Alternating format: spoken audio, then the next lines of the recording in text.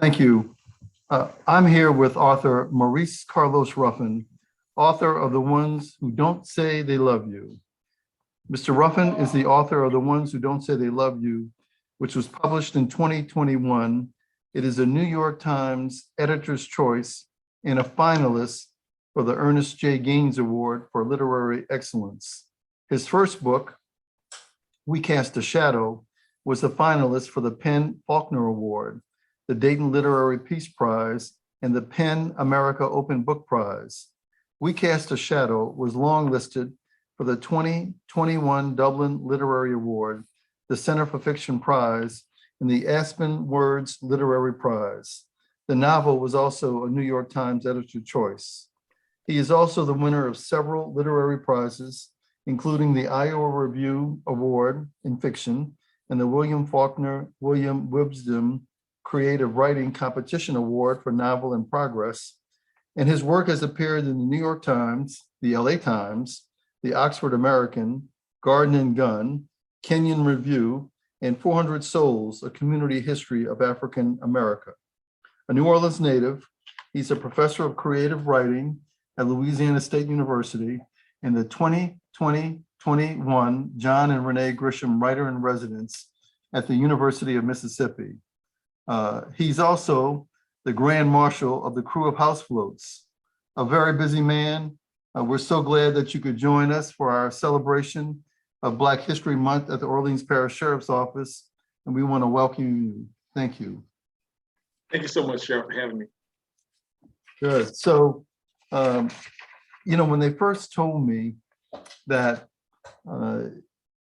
actually we have another author we're going to be interviewing as well, and they say that the name of your book, The Ones Who Don't Say They Love You, and I thought they were saying that he says he doesn't love me. He said he doesn't love you. But it's set in current day New Orleans. Right now we have a pandemic raging, and the characters are still feeling the effects of Hurricane Katrina. Each has a unique story. They share some experiences, trying to find work, community, where they are. And, you just have a wonderful ear for the local speech. Have you had any translation issues when talking about this book nationally? That's a wonderful question. And surprisingly, no. I think that people know New Orleans well enough because of our ambassadors. Everybody from Louis Armstrong to Irma Thomas to Lil Wayne and many other people who have traveled the country and traveled the world. People know how we talk and how we sound. It can be unusual to outsiders, but I think that I can translate it the way that they say, oh, that character sounds like Lil Wayne, for example, or they sound like, Louis Armstrong. So people have read the book and they have had no translation problems. And frankly, people love our city so much, they want to understand what's going on, so they can deal with a little bit of, wait, what does that mean? Making groceries, for example, those kind of turns of phrase that are very unique to New Orleans. They really enjoy those kinds of things. Well, I guess you're answering the question, which is, why did you set it so firmly in New Orleans?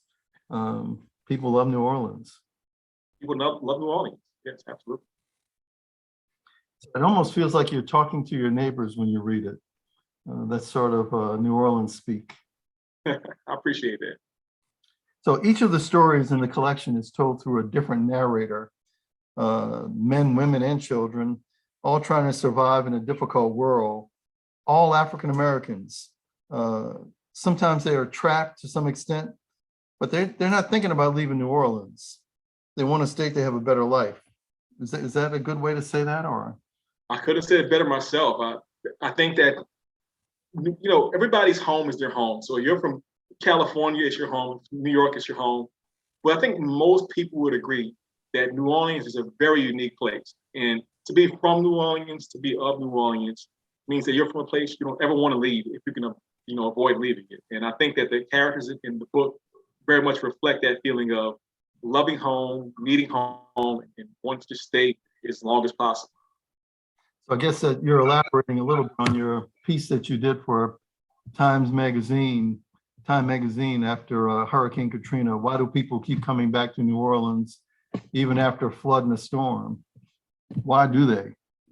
Yeah. I mean, look, you can't get a good sausage po' boy in Iowa. No shade to Iowa, but shrimp po' boys, red beans and rice, gumbo. It may seem cliche, but the fact of the matter is that those are just small examples of what makes us such a special, wonderful place. And of course, the people, the attitude of the people, the way that we greet each other in the streets, the way that we embrace one another in the world.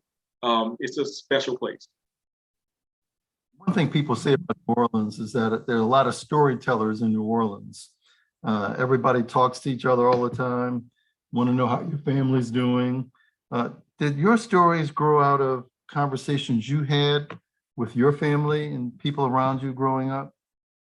Oh, absolutely. None of the stories are autobiographical, but I would say that almost all of the characters, to some extent, are inspired by people that I've known in my life, whether they're my family and my close friends, or people that I went to school with a very long time ago, or people I've met just in passing. There are many stories where I met somebody and I thought, wow, their voice, their story is something that I really hold close to my heart, and I want to find some way to tell that story in a book like this. Well, I am a big lover of short stories. And one of my favorite books was J.D. Salinger's short stories. Stories that don't really come to a definitive end. The characters don't stop when you end the story. They keep on going, and lots of times in your mind. After you wrote such a complex novel with a few intense central characters, what made you decide to write and work on short stories?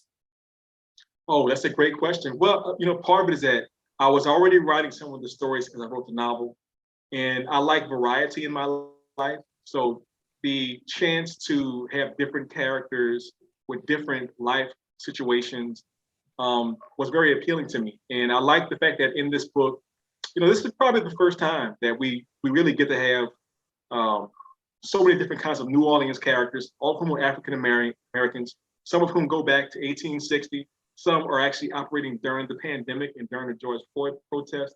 That diversity of storytelling that I had not seen before really something that I wanted to make sure was a part of this book. Wow. So my favorite story in The Ones Who Don't Say They Love You is the final story, Before I Let Go. Riding along with Galia in her daily life, while she tries to figure out how to save her house, survive day to day in a neighborhood that's going gentrification around her, surrounded by people who are incapable of seeing or understanding her. She's part of that neighborhood, though. What do you think she feels like these days? I mean, do you think more of us feel like her or less of us feel like her? Ooh, that's a tough question. In a lot of ways, so I had an auntie named Galia. She passed years ago. But I very much wanted a story that would have somebody who felt like New Orleans, working class, somebody who loves this city. And I think that if you have been in this city throughout your life and your family's been here for generations, change is hard. So the idea that some of the old ways are disappearing, some of the old buildings and properties disappearing, some of the just things are changing very quickly. With Katrina, with the Great Recession, I can go on and on. So I think a lot of people feel that change constantly, and they just want to hold on to what they have best they can. And she represents that one, to hold on to things you love as much as you possibly can. My wife and my daughter lived there for a brief time, and when she lived there, sometimes the second line would come down the street, or sometimes you would hear, as you have in that story, Before I Let Go, the music teacher blowing his horn on the steps. And with gentrification, we stand the risk of losing that. It's like if you get so many people in trying to get the culture, where is the culture is it gonna get pushed out? Yeah, it's a tough question. In my studies and research, it's happening a lot of places, but I think it's particularly dangerous for a city like New Orleans, which again is so unique. There are a lot of towns around the country that are kind of similar, but you're not going to find that many schools with dozens of teenagers who specialize in jazz music, for example, like we have in New Orleans. And as the culture changes because of gentrification, I think it is fading away, and it's hard to watch that happen in real time. So what is your vision for New Orleans? You know, do you have any ideas on how we could keep that from fading away? How we could, because look, my daughter was living there, and you know, they sold their house for, you know, a nice profit. So how do you? What's your vision? I think that New Orleanians are especially resilient. You look at all the major hurricanes, which I won't name, but there have been many of them that have flooded the city and forced people to leave town for a period of time. In my vision, you know, 100 years from now, 200 years from now, I think that New Orleans will still be New Orleans, because some people come and go, but many of us never ever leave. And I think that may be the case for a long time to come. So you see that gentrification is just another hurricane, another big storm that's going to pass. Well said. I couldn't have said it better myself, Sheriff. I'm a frustrated writer. Not nearly, not anywhere accomplished like you are. And I understand that you wanted to share a reading with us. Yes, that is true. So I'm going to read from my book, The Ones Who Don't Say They Love You, which is available at any bookstore in America. And there's a very short story here. So there's a type of story called flash fiction, which is a story that usually is about 5 pages or less. This story is only about 2 pages. It's on page 23, and it's called Mercury Forges. And the story may sound a little out there at first, but I think by the end you'll see where I'm going with it. So this is Mercury Forges. My job was to make sure Mercury Forges didn't escape. He was a stocky guy in for drugs and guns. He'd gotten out of prison once or twice. Nobody knew how he did it. But the funny thing is, he got captured within a few blocks of the prison both times. I get turned around when I get out there, Deputy Benoit, Mercury said once, but I'll get free for good. Just you wait. When the hurricane hit and flooded everything, we brought the inmates out to the Broad Street overpass. I wasn't too panicked because the other deputies, Ronnie Dismas, my friend, said that our families had made it out of town before the water came in, and they were safe.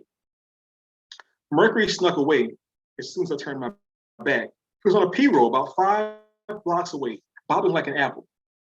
I ran across the overpass and climbed down some scaffolding to his boat, which I grabbed. Now, we hadn't cut those inmates. It would have been impossible to move them with all the climbing we had to do to try and find dry land. And where do you think you're going, Mercury? I asked. I had my hand on my sidearm. I gotta find Humanity Street, bro, he said. That's where my pops lives. I knew his dad, a good guy who delivered food plates we deputies ate for lunch. I liked his dad, but that shouldn't have mattered at the moment. I can't really tell you why I didn't make him bring us back to the detention area immediately. And after a while, we floated up to a yellow house with flood water, almost to the awning. Mercury yanked the metal pole from the water, broke through the attic window, and climbed in. There was shuffling inside, and I wondered if I should go in after him. I thought this might be part of his big getaway plan, but soon he grunted out of the window and pulled his father's body out, wrapped in a heavy blanket. That old man hadn't had a chance. Bring us back, Dep, said Mercury, and that was what I did. Thank you. Thank you, Maurice Carlos Ruffin.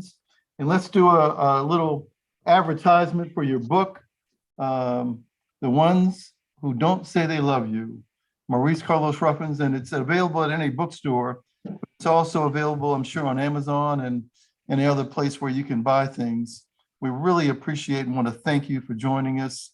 You really made our celebration more meaningful. New Orleans, thank you. Thank you, Sheriff. Thank you, everybody. Thanks.